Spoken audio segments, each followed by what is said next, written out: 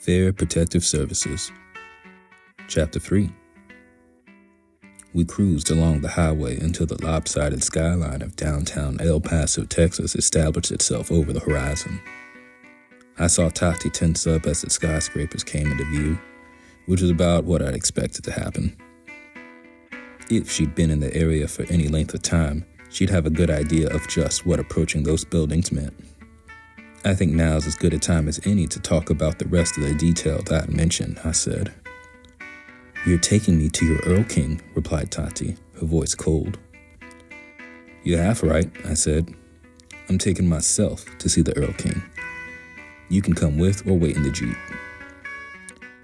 Your Earl King is in Faerie, you know, the place where the lady child lives, she said. That's pretty far from where I want to be.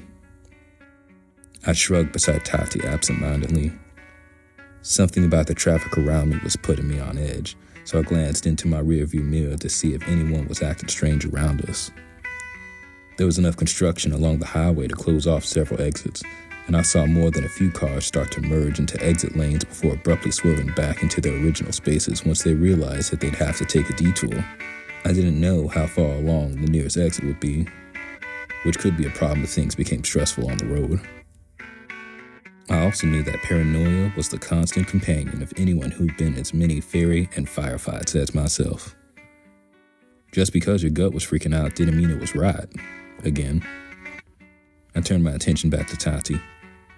Funny how that works, I said, but here's the thing. Lady Child is not currently at war with the Earl King. If I'm going to protect you, and maybe come to blows with the lady in the process, I need to let the Earl King know first. Couldn't you just call him, she asked, or send an email? I snorted.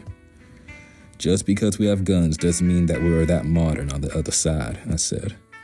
Besides, there may be something there that you haven't yet realized you need. And that is? Asked Tati. Sanctuary, I replied. The Earl King's realm isn't just for goblins and orcs. All half-bloods are welcome. A sudden, sharp, and all too familiar noise from Tati's side of the Jeep interrupted my words. The sound dredged up memories from my time in the desert and made my heart beat hard in my chest.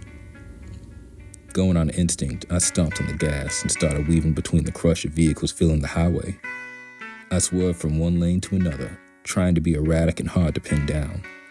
While I did so, Tati pivoted around in her seat to see just what had caused that sudden, sharp sound in the first place. She gasped.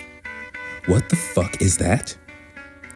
Tati jabbed a finger at a spot on the passenger side window. I didn't need to look to know what I'd find. A coin-sized crater and spider webbing of cracked 3-inch thick pseudo-glass. That's a bullet, I said, trying to sound calm. Someone out there is trying to kill us.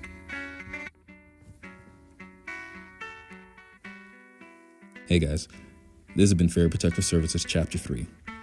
Written and read by me, Robert McKinney, the author. As always, I hope you liked it, and if you stay tuned, Chapter 4 is going to come out in a couple of days. If you can't wait till then, you can always go to Amazon and find the series there. It's got 2 names, one's a box set, one's the full series. Faerie Protective Services, Inc.